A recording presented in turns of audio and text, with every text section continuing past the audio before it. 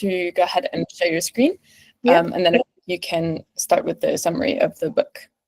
Right. Okay. So yes, everyone able to see my screen without any problems? Yeah, that looks good. Yeah. Okay, cool. So just I'm going to say that I do have a bit of a cold. So if there's any problems, do let me know if you can't hear me well. But yeah. So yeah, this was a very interesting read, to be honest. I definitely recommend completing this book if you have not. It's more dense as compared to other books of this genre, and there's a lot of examples on how to network and advance in your career and how successfully you can make new relationships and stuff. And it's got a mix of I just wanted to add to this really quickly. I got a little bit put off a little bit at the beginning, kind of through the first half, because I thought it was a little bit less helpful, but I really enjoyed the second half. So it's like, if you're in the middle of it and kind of like, maybe I'm not enjoying it that much, it's almost worth skipping to the second half, would be my recommendation. Right. Yeah, exactly. Yeah. So yeah, I think it's got a mix of like professional and personal advice. So it's quite useful to introspect and stuff as you go along. So the book is split into 4 parts, like 4 sections. The first one's it's called the mindset. It basically talks about all of the generic advice that we've heard about, like find your passion, create goals, have an action plan on how you're gonna achieve those goals.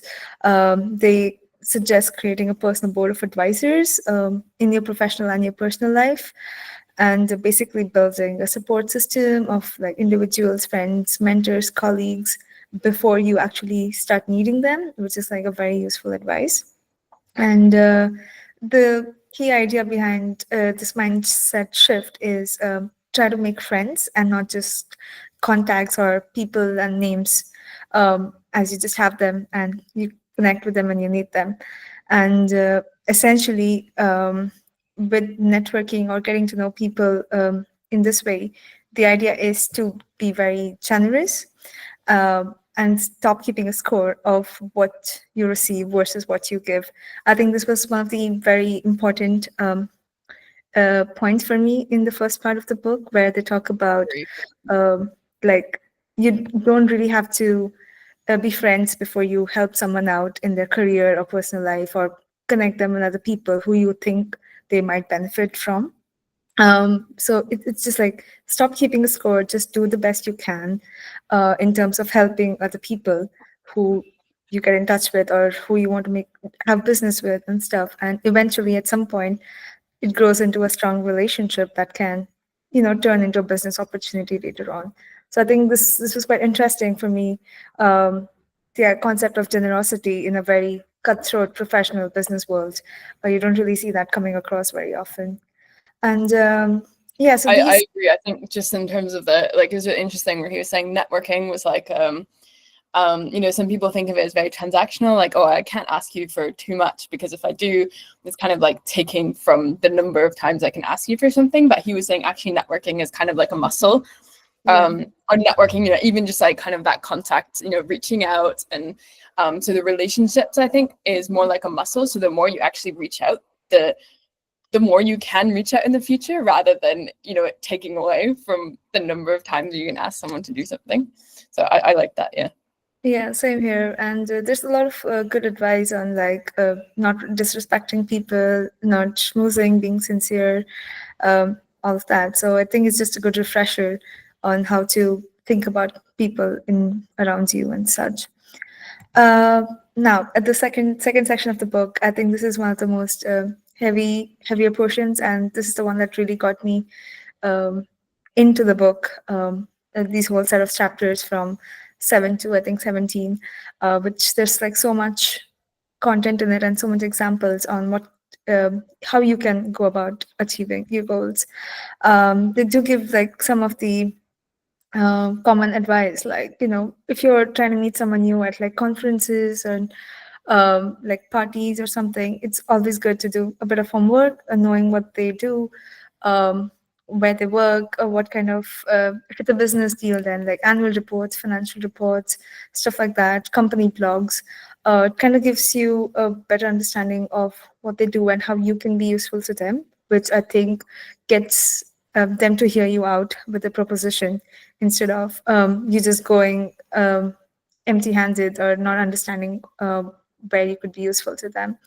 And the second point is about when you have goals, find names of people, name and write them down in the sense that you know exactly who to contact to get where you want. It's quite useful because sometimes you just want to think, oh, I want to become the CEO of XYZ company, but actually having people who can get you there or get you in touch with them is quite useful. There's a bit about like how to do marketing and sales and stuff, about like how to warm a cold call and stuff. And the advice is similar about, sorry, yeah. So yeah, when you reach out to someone new who might not know you, it always is useful to link the person they know in terms of adding credibility to who you are as a person. That kind of makes it a bit more familiar and helps you. Like they may actually respond to you if they know someone, you have someone in common. And there's a couple of things about like state what you can give them, state the urgency or importance of this call, do try to meet them on their terms. I think in the later chapters, the author does speak a lot about ego getting in the way of making contacts and staying in touch with people. So they do say that, you know, keep it aside. You know, it's about being generous. It's about meeting them on their terms because it's a mutually beneficial situation in the end.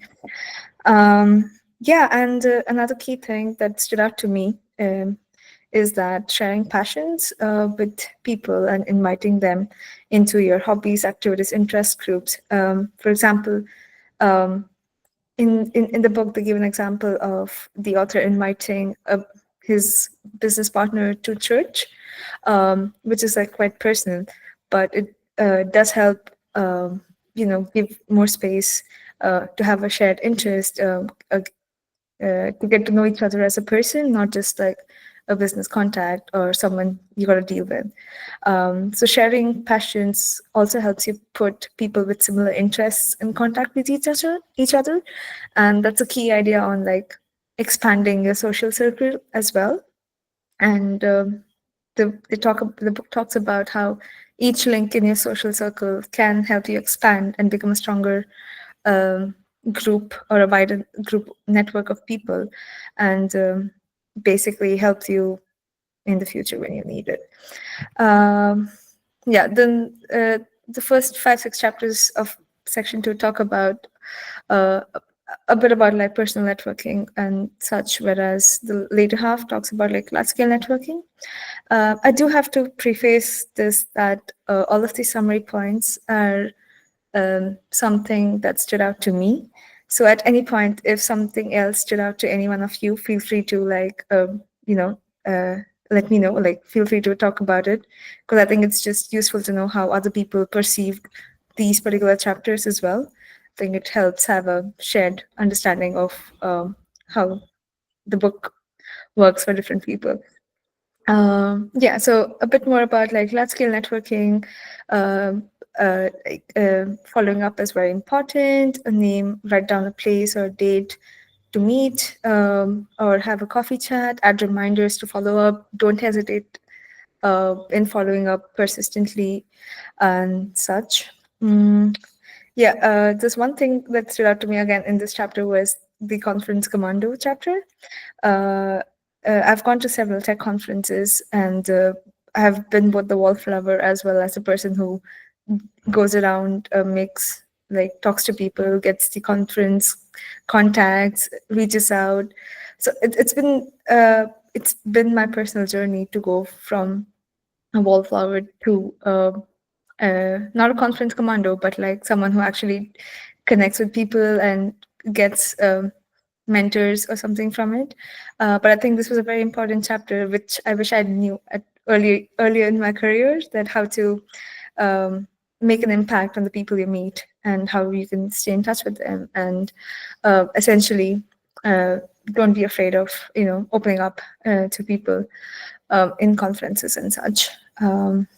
There's also this bit about people who are super connectors, who can instantly put you in touch with a wide, diverse range of people. And it's quite amazing how like a single link can help you open new doors that you did not know you had access to. I can give an example. I did, after going through this book, I reconnected with one of my friends from high school who now works as a journalist. And during our chat, she did talk about how she's interviewed people across different groups, such as celebrities, event managers, regular common people who've made an impact, entrepreneurs. And essentially, she's quite happy to share their contacts with me in case I need them in the future. And I never knew I had access to this kind of wealth of contacts with just like one link away. I think this was a very interesting exercise for me. And there's a couple of different groups of super connectors they talk about. So I definitely recommend you reaching out to them and seeing what access you have in your personal network as well, or professional network as well. Yeah, and then I think the last talk is a bit about the art of small talk. Um, a small talk is very controversial. I mean, in my opinion, like some people like it, some people don't like it. Some people think, uh, it's not a good thing to share too much. Whereas the author talks about being vulnerable, being open. He said open source behavior is key while making small talk.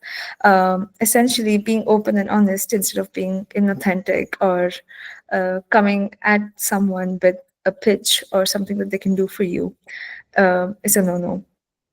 So basically, I thought it was quite interesting, though, to be fair, that the author said, yeah, small talk is good, but this is how you do it. And then the way that he was talking about it, it's like, I don't know if I would call that small talk. yeah, I exactly, don't know yeah. if you had that in the book, but yeah, I think it's kind of how to talk to strangers. But then he kind of says, well, you should start to be vulnerable. Like, oh, there's this one time that I just like, conversation wasn't going anywhere. So I just shared, yeah, it's just been a really bad day. I just had a breakup. And then it went, and I'm like, that's not really small talk. That's not really small talk. Yeah, that was a bit personal, but I think they do talk about how context is important. Mhm. So I think I did not look into the Johari window method too much, to be honest. But I think there's a couple of resources online that I found, which kind of essentially helps you evaluate how to have small talk and basically how honest and vulnerable you can be with different groups of people based on your relationship with them. And yeah, last but not the least, the author does mention this TED talk called The Power of Vulnerability. I definitely recommend everyone watching it. I think it was a very powerful message in the TED talk. And I think it's a couple of years old now, but I think it's still quite relevant. So I definitely recommend it. And I can share the link in the channel after the call if anyone's interested. Um, yeah. No, like the third section is about turning connections into compatriots. To be honest, this particular topic has been talked about in the earlier sections, but they talk about making adversaries into allies and other things. So this particular section, I think this topic has been spread throughout the book and is not necessarily restricted to this particular section. Yeah, so just running down the summary of the set is essentially, some people debate about it's who you know is more important or what you know is more important. And essentially, the author solves this dilemma by saying who you know helps you apply what you know more effectively, which is what we all want to do essentially in the end. So it's both are really important, like the skills as well as the people you know are very, very important. And to have basically improve relationship with people. Repeated communication is key. I think we all know this from our personal life anyway, but it also helps you see how to set up like repeated communications in your professional life. Even my like small messages like congratulations on a job promotion or birthdays, etc., etc. I think in this time and age, it's more easier than ever to repeat communication with someone and kind of um, have a stronger channel opened up. Also, the author does talk about having people outside your circle with different lived experiences who have a lot to teach. I think personally, for me, a lot of my early career years I spent with people in tech, and I think it's only in the last couple of years that I've tried to actively meet people outside tech, such as artists and journalists, people who work blue collar jobs, people who work in restaurants, etc., just to understand what how their mindset is, how they network with people, and it's been quite interesting. And uh, yeah, I think I was telling Silke the other time, like I never ever thought I'll host it in a party, but I think this book convinced me that it would be very interesting to have conversations from different with different people from different backgrounds, and just to I think the wealth of information, and I think I'm quite intrigued by it. So Yeah, I um, think as well, like I just thought someone asked me recently, like, why do you want to go into data science? And I just thought, I was like, probably 60%, 70% of the people I know are in data science. exactly, yeah. Like for me, it's so weird when people, you know, it's like, oh, why did you want to do this? It's like, I mean, doing it was like what everyone was doing. Yeah, It was exactly. not a, it was not a wild choice, yeah. But then Yeah. in some circles, obviously, it is like it's obviously a very biased kind of sample, just based on the Yeah. degree I did. Yeah. So it's quite useful, and I think especially this helps apply the early principles of finding out what you can do for them, not just with your skills, but also like your network, your product, whatever you can use to help people outside, or like intersection of different sectors is. I think it's very interesting. I think a lot of ideas come from that intersectionality Mm. as well. So it's quite useful. And yeah, I think that's all that I had of importance for this section. If anyone has anything else, do let me know, or else we can have a discussion at the end of the summary as well. Feel free to We ping. will have to end. Yeah. Yeah. Yeah, cool. And last section is about clearing up and giving back. I read this book partly on PDF and partly via audiobook, and I did realize that there's another section in the audiobook which is more about networking in the digital age. So that's why it's mentioned as two different sections here, but it's fine. Um, yeah, a bit more, sorry, a bit more about like what you can do, making introductions personal, being yourself, being authentic, being vulnerable. I think the author talks a lot about developing and establishing your personal brand, and talks about the principles of personal brand that he mentions: generosity, vulnerability, accountability, and candor. I think that's it. These are very good keywords. I mean, I've never heard them put together, but I think that helps you with a different lens to view yourself on what your personal brand could be. Um, and yeah, Yeah, and I think I just want to say really quickly, like stand up by being unapologetically you. It was also kind of the idea of if you're like everyone else, like you are going to be kind of replaceable. You know, if you're just trying to do what everyone else is doing, of course you're going to be replaceable to some extent. But if you really find like what's your unique thing, like maybe you're combining you know, like I think for me, I'm just discovering as well, it's like I'm really into data science, but I'm also very much a people person, and I think that combination is maybe a bit rare. So I think I quite like the idea of just like you're irreplaceable if you can find that thing that, you know, nobody else really does, or nobody yeah, else has that like unique combination of interests, of and just skills kind of and embrace that rather than, you know, feeling like, okay, you have to kind of fit in this mold of, you know, what yeah, everyone's doing. exactly. Yeah. I think this So, is like very commonly talked about these days because like with the generative AI being where it is and software developers being a bit stressed about like replaceable. I think these other kind of skills will really come into play. Like what your personal brand is will really come into play. So I think it's quite useful to think about it as early as you can. But yeah, and anyway, a couple of other things is like, yeah, it's at the end you are talking to like people.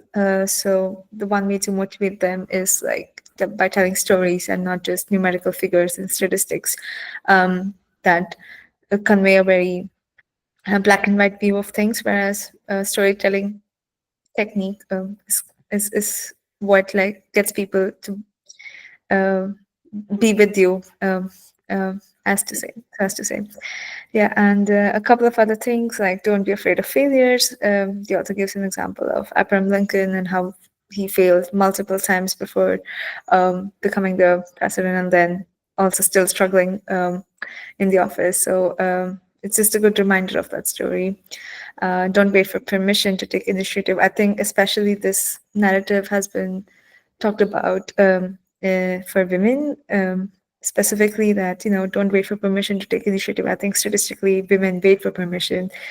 Statistically they wait to fill like 100% of job role before applying.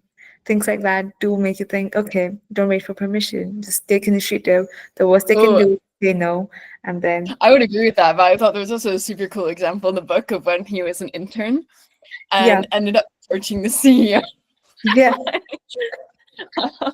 Just because people were chatting. I guess the CEO was there. I don't even think he knew he was the CEO, but there was just senior partners like all gathered around this, and the interns are all in their corner. And he just goes up to this guy that, all the senior partners around and is like, "Who are you?" exactly. Yeah, that was quite fun. But then the CEO actually ends up taking an interest in him and becomes kind of like a mentor throughout his whole journey at Deloitte. So it's Deloitte. So that's crazy. I'm like, that's crazy. But That's it's a cool. very crazy example. Yeah, I mean, just like over dinner, he's convinced him. I think they have a very good give and take. Like, you join the company, and I will mentor you, and they have a very good relationship for the next 8 to 10 years that quite shapes the author's career. So I think it was very fantastic example of how mentorship can help grow someone And as I don't well. know if this is true in all companies, right? But it's super cool to just think, as an intern, if Yeah, you do it in the right way, like you could potentially go up to someone quite senior and just be like, yeah, and just be like, have a hey, conversation. Yeah. exactly. Well, I think that's the end of the summary for this book. I'm gonna now hand over to Silke to talk about her experiences after reading the book. Do you want to share your screen? I'll stop sharing. No, that's okay. I think there are only a few slides, so maybe if you just keep sharing, I think that's okay. There's not that many slides. Yeah, I think I just wanted to share a little bit because maybe even before reading this book, I was starting to reach out to more people because I think I've gone through a bit of a transition of being a very much in the kind of tech data science space. But yeah, realizing I really am actually interested in the people side as well. So I like the tech side, but what really motivates me is like, how do I, is this actually going to make a difference to someone in a good way? And if you make a product, like, is it going to be something that's frustrating to use, or is it just going to be like really nice and intuitive? And that kind of thing I find super fun. So I've kind of been already having a number of coffee chats about product management, but I've had a crazy few weeks, more so than I expected. So coffee chats, I was at an ex-colleagues reunion, not even trying to network, but I just mentioned like, hey, like I'm kind of maybe thinking about going in direction of product management. And he's like, oh, there's this person that I'd love you to meet. So I followed up a week after. He sent me the contact. We had a really good coffee chat, really, really interesting. Sorry, just on that side for 1 second. Yeah. And then, when I followed up a week after, say like thinking it was really useful, then she actually sent me like a job posting that had come up on her feed. Unfortunately, it was actually closed by the time I wanted to apply, but I still think it's kind of interesting, like when you follow up, you get something extra. Sometimes I wasn't doing it for that, but you do, I think, sometimes get something extra as well that otherwise they might kind of forget about you a bit more. Our CIO was presenting and he was talking about data ops right when we were reading fundamentals of data engineering. And our company is now relatively big. So it's like, yeah, I'm going to tell him about this book. So I sent him a message on Teams, and I'd actually already met him really briefly in person. He'd like seen a little demo of an automation app. So I felt a little bit more comfortable as well than just like a random contact on Teams. So sent him a message. I was like, hey, we're reading this book. Like, it's kind of aimed towards, you know, executives as well as like people that are kind of in the data engineering field. And, you know, if you're at all interested, I'd be happy to, you know, like share the YouTube link afterwards or something. So and then when he came to the office in person, I was able to just like kind of say hi. It was a brief chat, but like I was able to say hi and make that contact because I'd already reached out. And then it was actually the same town hall. There was a senior vice president of product management. So she was introducing this women's tech mentoring scheme.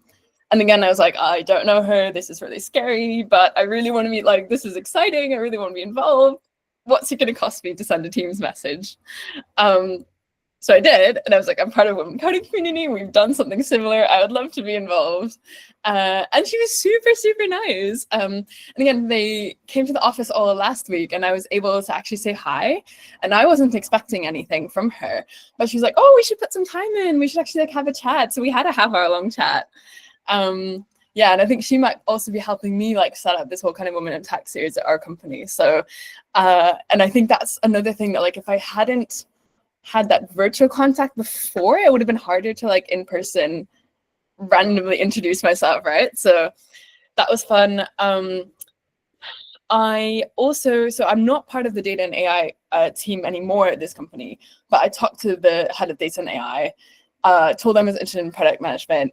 He then was like, oh, I really think you should talk to this head of product management on the data and analytics side, and introduced me. And because he'd introduced me, I never would have approached this other guy, but because he introduced me and he went and said we should chat. And then this other head of, you know, this kind of data and analytics product management team was like, oh, we should grab a coffee. So I had another coffee chat.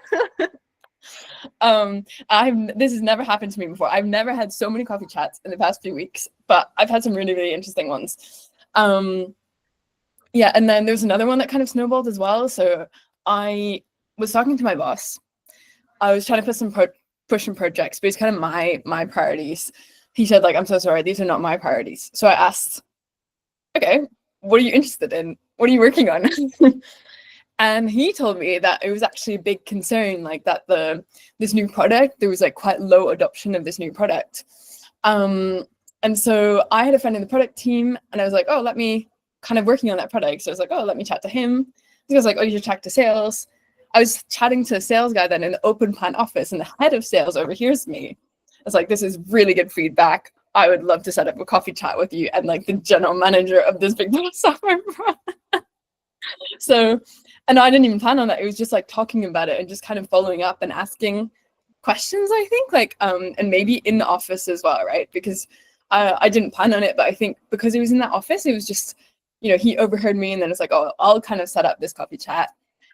Yeah, so I actually have another follow-up with him as well, on kind of another sales guy. And I never thought I was interested in sales. It's not something I've ever been interested in before, but I think now it's fun when you think, you know, how can we solve this business? And actually they're a really important part of any tech product is like, well, what, you know, trying to figure out what is that value that you can kind of bring to clients. So yeah, it was a pretty crazy time, but it was, I've had some really, really interesting coffee chats and connected, I think, with people that are probably more senior than I've ever felt comfortable reaching out to before as well. So I think that's another lesson. You know, I think if someone's a little bit more senior at the company, but if you've got something to connect, like I think it works really well, not if you have not just a random, like, hi, I wanted to connect. That's probably not going to work. But if you're like, oh, we're doing this whole summary of a book that's right on the topic that you said that you were just learning a whole bunch about, or, oh, I'm part of this community and we do similar mentorship schemes. So if you can connect on something, I think that's, and you think you can bring a little bit of value as well, I think that's really interesting, even to people that are maybe a bit more senior at the company. So I just wanted to share some of those stories because, yeah, it's been interesting. Yeah, I think it's very good. Like, I mean, it's very difficult to get the time and attention of people at that post to hear back from them as well as like have coffee chats with them. I think it's exceptional. So I think kudos to you definitely for like following through. And I think it's snowballed as well. Like, some of them I Yeah. did reach out, but some of them, again, it was not even trying to reach out to higher level. It was actually just reaching out at a lower level, like someone just on the sales team. But I started to actually ask questions and be like, oh, like, how are you guys doing this? Because I think we could actually work together. That was the only reason I ended up talking to the head of sales. So I think, yeah, it's not even necessarily always going to higher level. It's maybe also what I quite like. And the idea was more this like, oh, can we help each other? Can we, work together? Or can I maybe solve one of your problems? Like that kind of mentality as well, I think is quite interesting. So if you just go to the next slide really quickly. Yeah. Because, so these were already in the summary, and yeah, thanks so much for doing the summary. But I think from my coffee chats, these are maybe the 4 tips that I found the most helpful. So warm introductions, I really like this idea. When I reached out to the head of data, he's in a completely different country. He actually didn't know me. But my boss's boss had already reached out to connect us independently. He wanted to connect us because he knows I have this background. And so when I went up to him, I was like, what do I say? I'm like, Gaetan thought that we should meet. So I was saying hi.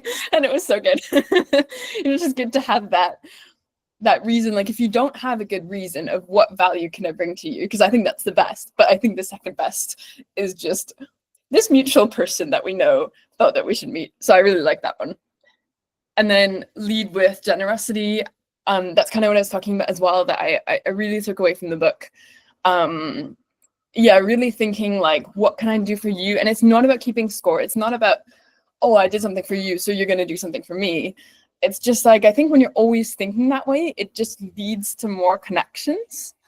And I think when you're generous as well with your time, I think people naturally want to give back. It's not going to be like, oh, I helped this person in 2 ways, so they're going to help me in 2 ways. But I think, as a network, like as a collective kind of feeling that generosity, I think you do tend to get some of it back. And I do think, do your homework. So because I was interested in reaching out to people at the company, I would go into the office. If I was thinking of going to the office of the day, we've got this system called Space IQ to book a hot desk. And I don't know if anyone else has that. But Space IQ, you can actually find people. So you can actually see who's booked desks.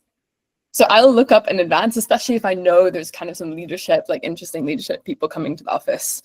And so I'll just kind of look up on Space IQ, like, oh, who's coming? And then it gives me a good idea of, oh, where do I want to sit? Like, can I maybe learn something more about them before coming? If it's someone I want to talk to, right? Like, I think it is good to be prepared, even just to know that they're coming and like know what they look like.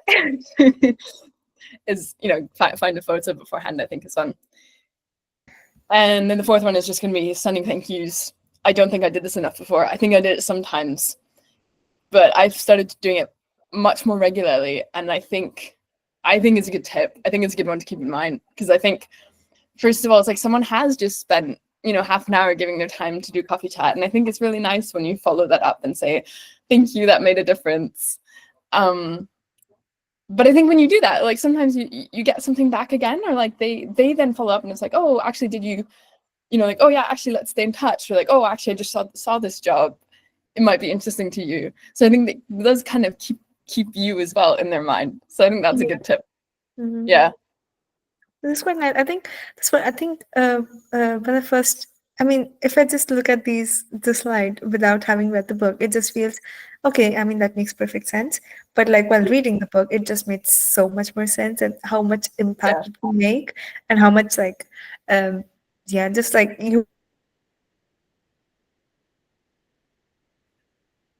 Oh, Prabha, I think we've lost you.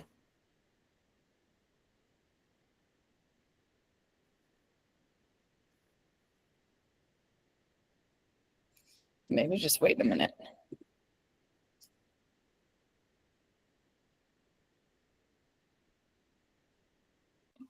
So yeah, I have a quick question. Yeah, go for it. Yeah. Do you apply these things? Like I really sometimes feel like LinkedIn overdoes like these things. Yeah. I think that like it's done in a very cheesy way. Mm. Like how would you apply these things like on online on social networks? Do you do that or no? I mean, it's a good question. I would be curious if someone else hadn't answered, because I think you're right. It feels so. I've done it on LinkedIn, but I've done it with someone I kind of knew vaguely from my university degree. So we had that connection. So I was like, oh, like, you know, we both did our masters at Imperial. I'm kind of interested in this company that you're working at. But I remembered her. I didn't know her very well, but I did remember her. So I kind of had a reason for reaching out. But I haven't reached out to that many people. And I think, again, inside the company, you've at least got that connection of it's not just a random person. Right, like at least you're kind of in the company. I think it's a bit easier to have that internal teams. So I don't know. I don't actually know. I haven't done that very much on LinkedIn. I'm wondering whether I should, but I'm not. Yeah, I haven't been. Yeah, I guess being in the company is like more, you have things in common rather than just cold calling or cold messaging someone you've never met. Or Yeah, I think it is good though. You know, I think it's hard if you never met them and you don't have anything specific. I think you can do it. You know, I saw a post about a hackathon recently, and I actually commented. I was like, "Oh, what's the next hackathon you're doing?" And there was someone in the community, but I don't know if we'd really talked very much before.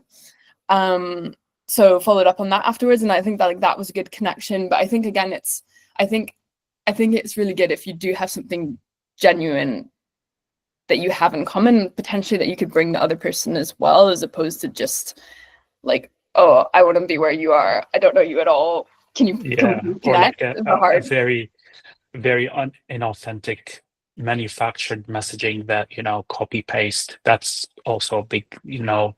So as long as you have something to offer, something, you know, you can work on together, and you're genuine, then probably it's a good idea.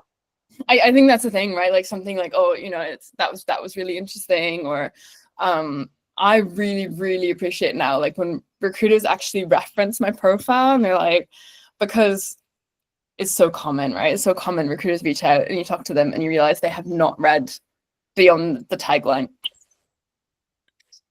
which is fine. The recruiters, you fly anyways, but you know, it is nice. Yeah, I think it is nice. And the book also says if you're reaching out on LinkedIn, it's really, really good to mention something very specific. So I think it could be a post, or it could be as well something on their profile that was like, oh, you know, I see you're into data science, but also like that you really like hiking, and also I go hiking all the time on the weekend. Maybe there's a better example than that, but you know, maybe like something that just shows at least you've kind of done your research, and it's not just as you said, it's not just a copy paste. Sorry, Prabha, we lost you. I think it must have been your internet connection. Yeah, I think it's just like my router restarted and then, so yeah, I'm back now. Do you want to share again? Yeah, I can. Yeah, let me just do that really quick. Yeah, I think we were at the get involved bit. Yes. Yeah. So Yeah. I promise we'll have a bit more of an open discussion as well. But before I do that, I did want to introduce our own networking challenge. So if you are now excited to try and put these ideas into practice and you're not too afraid of being embarrassed, so I think it takes a little bit of tolerance for that. You can join us on networking challenge. So it's just a Google sheet, but we will be sharing it. And the idea is just one row per meeting. So you'll just kind of add your participant name, and then we'll just tally the meetings, but it will be like, okay, 2 points for reaching out, even if you get no reply, because that counts. 5 points if you manage to like have a little virtual chat, 10 points if you manage to have an in-person coffee chat with someone, and winner will be announced on the next book club, which actually in September, so it will be an 8-week challenge. So yeah, if you're excited, and I think the advantage of this as well is I think if you're afraid of, or if you don't have a reason to reach out to people, worst case, you can say, I'm taking part in this challenge and I'm just trying to meet new people because as part of this, as part of this challenge, would you like to have a coffee chat because I'm really interested in your profile? So it also kind of gives you an excuse for reaching out to people. So yeah, I'll leave that open for a little bit, but I will also put obviously the details in the book club channel on Slack, so you'll be able to join later as well. And you can There is no binding commitment. You can obviously join and then not have a single meeting. That's also fine. But the idea is, just to try sending at least a few messages internally or on LinkedIn or, just to try to kind of put some of these strategies in practice. So that's next networking challenge. Next book club. We haven't decided the book yet, but the date is decided. So you can register for the book club. It's definitely going to be Monday, September 29th. We're going to skip August because I think a lot of people are away, kind of on holiday. And so we're going to do September. And if you want to vote on the next book club, then we'll do that on the channel. So it will be decided probably in the next few weeks. We've kind of got an ongoing poll just to figure out what kind of topics people are interested in. I think we've always done it based on specific books, but now I'm trying to have a better idea of, Prabha kind of helped do brainstorm as well, what kind of topics people are interested in. So have your say. We haven't decided yet. But so I can reshare the document where we have like ideas from other people. So if you have any themes or ideas that you want, let us know about, you can just have like free text entry into the document, like whatever book ideas, themes, specific recommendations, anything. We just want to understand what the book club wants to read and how we can like make it work for, as best as we can. So yeah, and we do alternate we do a technical book and then some kind of soft skills careers book. So this was the soft skills month. So next month in September, it will be some kind of technical book. Yeah. But yeah, still deciding. So definitely join us, have your say. And then we've got one more, but this is kind of quite similar. It's just this is for the Slack. So if you are not on a Slack already, you're very welcome to join our Slack, join the book club channel, vote in our topic poll. Yeah, so I was going to leave it open for a week just to get a few more responses. And then, we'll probably choose a book based on that. And we do have a book club volunteer channel as well, which you can search for if you do want to kind of do volunteering specifically for the book club. Yeah. Cool. And then, this is the most interesting part of the presentation, I think, the discussion. So basically, we've just thrown around some questions to help you talk about like how did your views on networking change after reading the book? Do you have some examples to what Silke's done? Anything that stood out for you? Any memorable ideas? Anything you want to implement in the near future? So the floor is open. And feel free to post in the chat as well if you don't feel comfortable. But otherwise, you can just unmute yourself.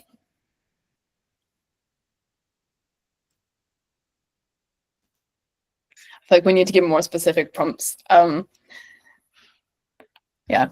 give it 30 seconds, but otherwise I'm going to start doing more specific prompts. Okay. Yeah. Yeah. So this is really just, it is a book club. So if you read it and if you want to share anything, we'd love to hear it. So I think Val's, go ahead, Val. Hi. Thanks for this presentation and thanks for the summary. And I wanted to share that one of the memorable ideas was for me that the more you reach out, the better, because it felt to me that you shouldn't reach out too frequently just not to bother people. Mm-hmm. The idea that like it is a muscle and the more you reach out, maybe the person will kind of feel closer to you and things like that. Yeah, definitely something new that I've learned. Yeah, like I think me too. You're like, oh, but I don't want to bother you. But yeah, forget about it. Yeah, that's a good one. And also, I wanted, is it allowed to ask questions? Yeah, definitely. Yeah. So I wanted to ask about your experience, because you shared quite a detailed information of about like how you implemented in your company this a bit of networking, and I wanted to ask about specifically about these coffee chats, because I've heard about it before, and some of my colleagues they do that with each other. But the question is, what is the expectation during these coffee chats? Like the expectation is that you will be talking about this kind of, let's say, common thing that you connected with each other, or like Yeah, I think it's tricky because it can vary in terms of what the goal is. But I think, the one that I had with the head of this product team, when I was kind of on the data and analytics side, it was very much just, okay, somebody thought that we should meet because I'm kind of interested in going in that area, and he kind of potentially might, in some point in the future be hiring. So I think that's quite common, is kind of like informational interview. And then I think it's kind of like an interview, but it's also you showing curiosity. So if it is that kind of thing, I think it's you obviously kind of want to talk a little bit about who you are and like, why you're interested in what they're doing. Not in the sense as much as an interview, like, oh, you have to impress, but you kind of, I think you do want to still get across a little bit, like, this is my background, this is why like I enjoy this, and I think it's also really, really like showing that you're kind of interested in what they're doing. Hopefully you are, because that's hopefully why you're having the coffee chat. So then I think it's quite good for like, they can actually answer questions about the role, or like, ask, okay, what kind of technical challenges are you actually working on? And you showed like a really cool way that they're using an LLM. So it wasn't maybe like a specific topic, but I think it was just like getting across, again, on the one side, like, who am I? Why might I be interesting for them in the future? But also like, am I actually interested in what they're doing? So yeah, like a pre-interview, not an interview, but yeah, I think it's still worth kind of keeping in mind, like they probably are not judging you, but like, trying to figure out who you are. I think essentially one of the things that comes up is like doing your homework. If you do your homework, you will have a better idea of what you want to talk about. It could be something of like their company, their role, the people they know. It could be anything in a short conversation, but when you do your research about why you want to meet this specific person and what are your personal goals or professional goals, and how you came across them in that journey, I think that could be a good starting point as well, if you are still unsure what you want to talk to them about. Does that make sense? Yeah, thank you.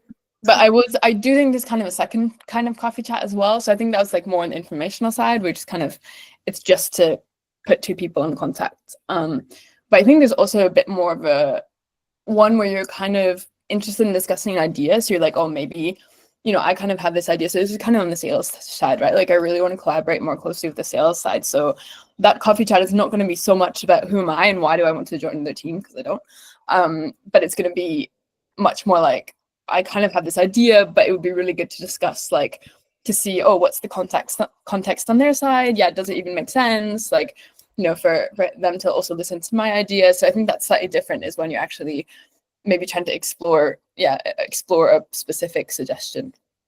I think the second type, in this second type, were you proposing the idea like for their team, or you wanted to kind of work on that idea with them? Yeah, I wanted to propose like a kind of closer collaboration, because I think we could really help each other. Okay. Yeah. So I'm not going to get into specifics, but because it'd just be a bit too long. But yeah, I really think we could benefit, like we could really help each other, and I think there's kind of different ways we could do that. So it would just be discussing that. Okay, thank you. So there's a question in the chat, like in the case of a software engineer, should someone network with HR or a senior software engineer or a manager? What do you think about? Yeah, I wouldn't say HR, because HR, they don't really know that much about software engineering, right? Yeah. If you have a friend that's in HR, you can maybe ask them for like hiring tips or something. That might be interesting, but I don't think that I would go out of my way necessarily to like reach out to the HR department, because I'm not sure they're going to provide that much value. So I would say definitely, senior software engineer. But it could be also like, it doesn't have to be a level up the hierarchy. I think you can learn a lot from staying at the same level, but looking to people that are kind of sideways. So just taking an interest in like, a different product team, or like like a different product team, or the team that like maybe the team that's working on I don't know if you're in front end, and like the team that's working in back end. So not necessarily like going up the hierarchy. It is much easier also to talk to people that are at the same level, And then I Yeah. think sometimes, yeah, if you have like a really good chat at that level, it can kind of go up a level as well. Yeah. Yeah, because I think in software development, I think the way the life cycle is, it's like, sales talk to clients, they get like requests for new features that comes back to product that gets distilled into senior software engineers, and then it goes down to developers. So anyone in that pipeline you could reach out to have a better understanding. Yeah, no, I really think so. Like, I really think if a software engineer, I think it would be, if you have the confidence, like talk to the product manager, talk to the sales team. Like if you have that kind of confidence, I think that can add a lot. Definitely, yeah. And I think talking to like a senior manager is also helpful in the sense that if you have like leadership aspirations, or if you want to become a manager like on a fast track, I think they could help out with identifying like soft skills that puts you in a better position to be a manager, or like a technical lead or something, as compared to like a senior architect or a senior software engineer. Just in case, I mean, I think a manager might be more useful in that context if those are your goals. So it does really depend on what you want, which way you want to go. So yeah, but I think it's worth having a chat with as many people as you can to understand what you want as well. So what it either way. Yeah, I will say as well, just to the point, because I see in the chat as well, you're saying kind of networking is sometimes difficult for new grads. And I think it's true. I found it a lot harder when I graduated because, a lot of my friends, like none of my friends were in the kind of positions that I would learn very much from, because they were all very, very new as well. But I think that example of like the intern going up to the CEO, I think was super interesting.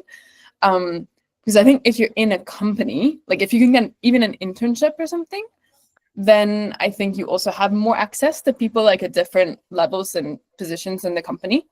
Yeah, I think as a new grad, it can be harder maybe to reach out like to people on LinkedIn, because there's might be harder to provide that value. Like I think once you have a bit of background, I think it's easier to be like, hey, like I've got this background, this is what I do, could we collaborate? And without any experience, that's a bit harder. But I think within the company, like you've got that link, you've already got that connection. Yeah. I think the one thing that might catch the eye of someone, if you're a new graduate, is a specific interest in that particular product or that particular company, and why you would want to be a part of it. I think that's something that I mean, people do that in cover letters, but that's not what I'm talking about. I'm talking about like cold emailing or LinkedIn emails, messages, where you talk about why you are interested in this specific company and why you want to start your career there, and what value you can provide. Or go down the hobby route, like the author said, like if you're, like if you're in a running club or something and you are talking to someone that kind of has an interesting job, you can kind of connect on something else that you maybe have a bit more experience and interest with. Yeah. Right. I think we're almost coming to the end of the meetup. All right. Yeah, I think we're 1 minute away from 8. So yes. I'm going to share this final networking thing that I didn't mention before. I reached out to the author on LinkedIn because I thought, I'm sure I'm not the only one, but also his book is all about networking. So I asked if he would share kind of just some personalized advice for the community. And he replied, and he was really, really nice about it. So that was just quite nice. I didn't ask for a coffee chat because I was like, I don't think that makes sense. I don't really think that necessarily I would have that much to say to him. So, and I think that's a big ask from someone that doesn't necessarily I don't really have that much value potentially for him. But I did reach out to him, and yeah, so he said, don't wait for permission to build the relationships that matter. Every conversation is a chance to create value for someone else. And when you do that, when you're focused on creating value for someone else, you will also unlock new doors for yourself. So quite impactful. Yeah, so I guess that's kind of the message from the book. I mean, this honestly comes from the author on LinkedIn. I just told him very, very briefly. I just said, women coding community, but this was his message for us. And I think we're going to leave it there for today because it is 8 o'clock. But I'm very happy to hear from people as well on LinkedIn or on Slack as well. And I think Prabha as well. So if you want to join our networking challenge, I can also be one of your meetings. Looking forward to it. Yeah, no, but seriously, I'm really happy to hear from you as well if you want to continue this discussion on LinkedIn or Slack. So yeah, thank you so much to everyone who joined. Thank you, guys. Yeah. Yes. Sorry, I am going to leave it there today unless you have any specific questions, just because it is 8 o'clock. But as I said, very happy to connect kind of outside of this as well on LinkedIn or Slack. And yeah, my LinkedIn and all that information as well is also just on the meetup page. Yeah. Have an amazing evening, everyone.